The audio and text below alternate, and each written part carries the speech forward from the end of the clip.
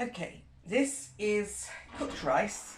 It was actually leftover cooked rice because it doesn't take any more effort to cook more than you need. And these are 4 eggs. There's quite a lot of rice here, which is why I've got 4 eggs. You can do half this quantity, but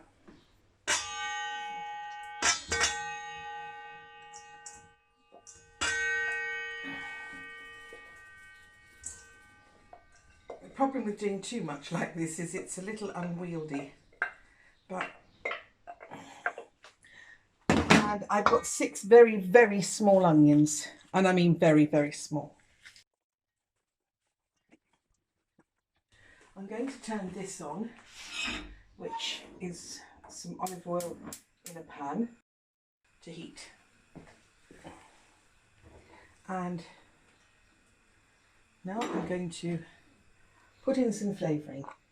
And for this, I've got some Sharwood's hot curry powder, simply because it's always brought over as a gift by a friend of mine. And I'm sorting out the spice cupboard, and this is the one that's at hand since everything's in disarray. But any flavourings you like would do. Now, you can even do plain ones. You can put Parmesan cheese on them, but I quite like them like this. Now, we need to get the lumps out of everything. Mix it well, and you can start to see it's getting wet in places where the egg is. Now, it's very simple. This is one of those ridiculously simple recipes. The reason I used to make a lot of this was when I had children, is because you can pack these as little pancakes and you can take them with you in the car. They don't leave crumbs. They are universally liked, and they're actually quite good for you. Okay. Now, I always use basmati rice in all my cooking, but I presume you could use a different rice, but I don't intend to. I like basmati. I can cook basmati really easily. Now, what I'm going to do is to add some flour. Not a lot of flour, but enough to get my mixture to hold together.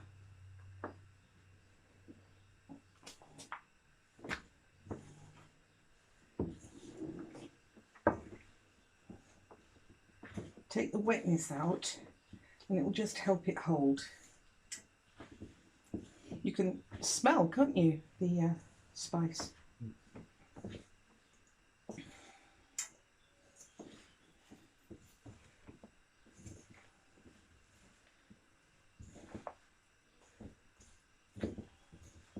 When I had children, I didn't use the curry.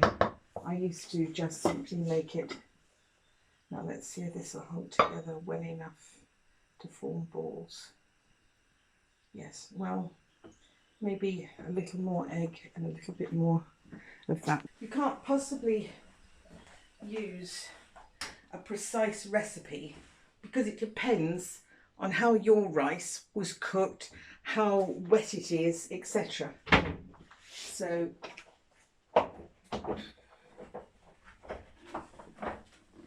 one more egg, I think, and a little bit more flour.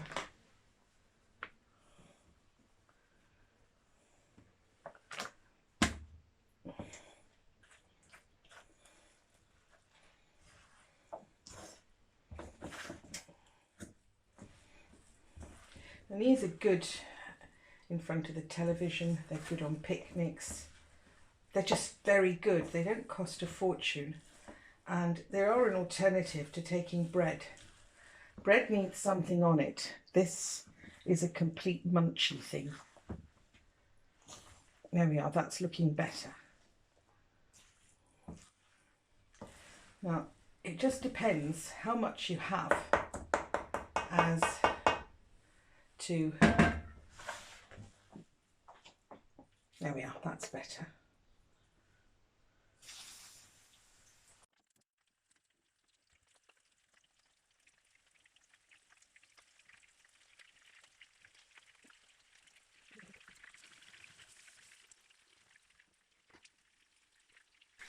And you don't want to cook them far too fast, otherwise they won't cook through. You need them to cook through before you can turn them over. So I'm going to turn it down a little bit. But now I've made room and I can put another 2 in. These actually store in the fridge very well. You can have them hot, you can have them cold. They're just a great snack food. They go for lunch boxes. They're just wonderful. And they're open to a variety of versions. There you are.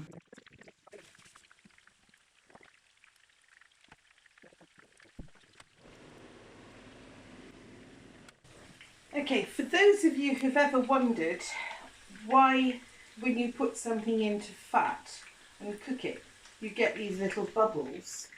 It's literally just the heat from the oil has gone into the food. It's heating the water content and making steam, which then rises and goes off as a gas. It's very straightforward, really. Now let's have a look. Yes, that will hold together well enough for me to turn it over. And look how lovely crispy and golden that is on the other side.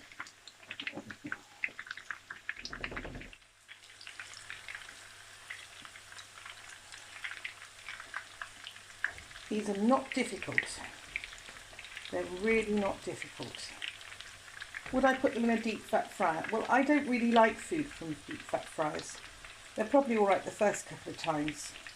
And after that, you're into trans fats. They start to have a funny taste. And I stopped using them when I had a friend who was from Slovenia, which is near northern Italy. And she said to me her parents would never dream of cooking anything deep fat. They always cooked it shallow because they would never reuse the oil. They don't understand that. So then I started to do this sort of thing and found that even chips taste better when they're not deep, but they are just shallow fried. And that seems to work well, so I've stuck with it. Now this one I think is ready to turn. Maybe that was a bit advanced. But you've got the general idea. This is not difficult stuff. And you've got a crispy outside. You've got the lovely flavour of fried onions. And you've got whatever rice that you use. This particular rice was cooked in a stock, so it already had a flavour.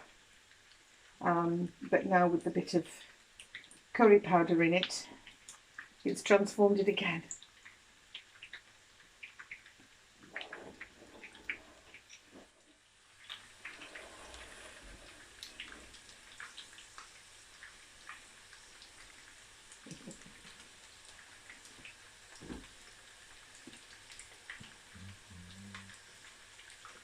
Yeah, that's ready to turn over as well. That's better. This one isn't as crispy as I like them.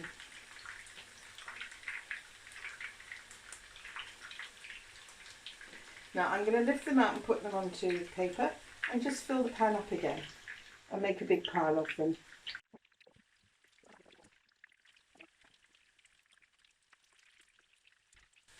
Now the thing about frying that you probably haven't actually thought of is that when you take stuff out, there's no water, so it starts to heat up very fast. So I usually drop it down because you can see it's getting quite vicious now. The water keeps the temperature down, so you need to adjust your heat a little bit to compensate. That's not difficult. Now the temperature will go down because I've added something wet. So I'll put it back up again. And that's all you're trying to do. Maintain a cooking temperature. I put a generous amount of onion in because it does make it nice.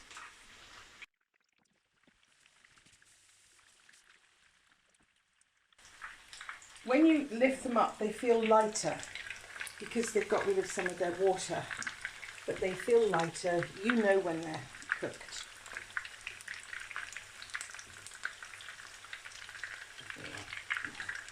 I like to fish these little bits out because they're just simply going to burn.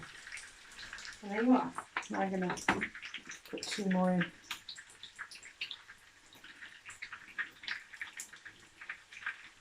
That should be put a little bit more on the top of that one.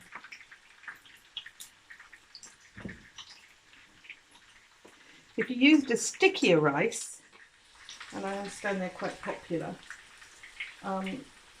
then you probably would find they stick together easier in the pan. But they might make a much more dense, and I would put more of a vegetable with them to lighten them a little bit.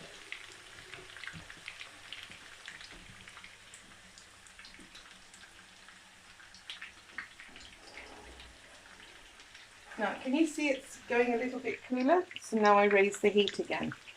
I'm just constantly trying to keep it the same temperature, but this is a dynamic thing. So you need to be prepared for it to be needing to be looked after a little bit. But it's not going to take that long.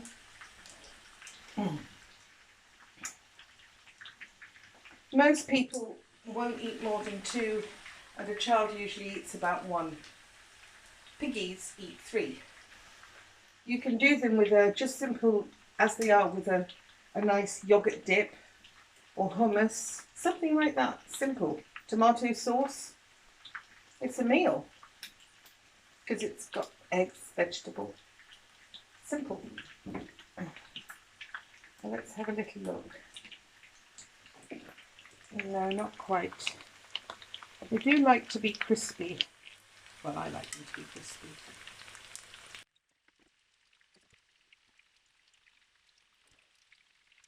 Now, I don't know whether you can hear, but it's starting to get hotter. And it's starting to be slightly more aggressive. And that to me is a signal that it's actually drying out underneath. And so it's getting crispy enough for me to turn over. You get lots and lots of signals when you cook. There you are, they are crispy.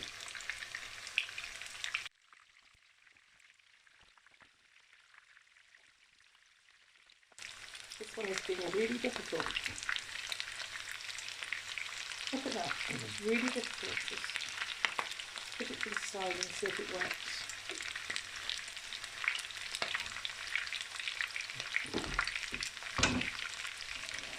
Now, if you get a failure, it's not the end of the world because look how many successes you've got. And we did make a rule that any failures, we would leave them so that people know this is genuine cooking and they're capable of doing it too.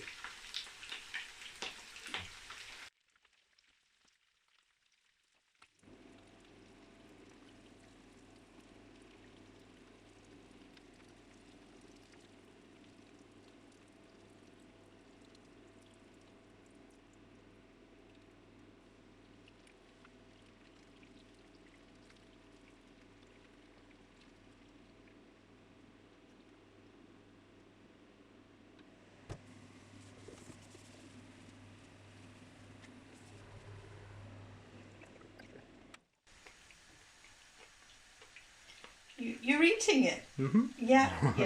Well, that's a good sign, isn't it? Mm-hmm. Is it good? Mm-hmm. Really good. Yeah. These are one of the few foods that adults and children really like. Which is nice, really, isn't it? So I'm going to put some more heat under them because they are too cold in the pan. And get some of it cooking again. I'm going to cover these up with... I thought we would have them with some tuna and salad.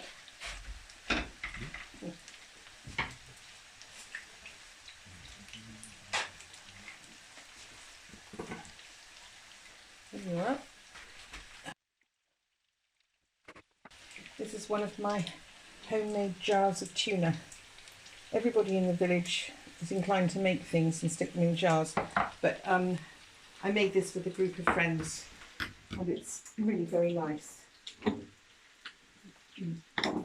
It's not a difficult thing to do.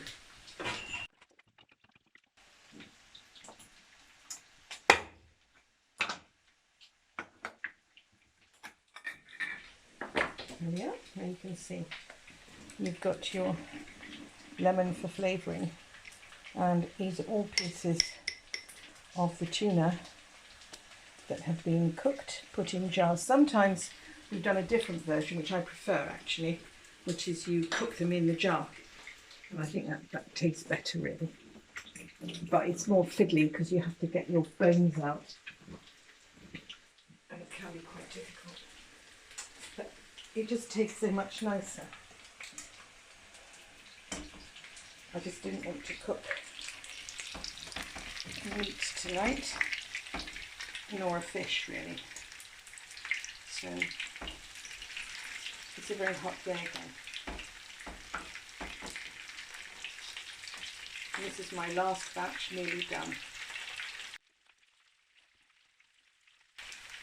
Now, if we were going near my son in his place, then we would drop some of these off in a little pot because he just loves them. It's the thing about the middle part of the pan, isn't it?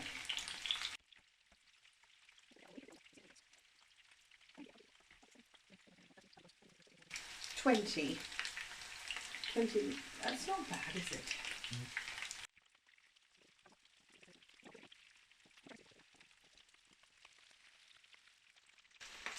If you can cook beef burgers, you can cook rice cakes, because they're much the same, aren't they, Paul? Mm.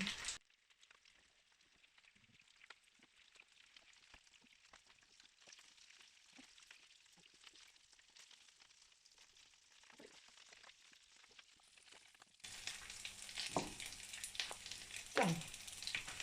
Flame goes off. That's it, finished.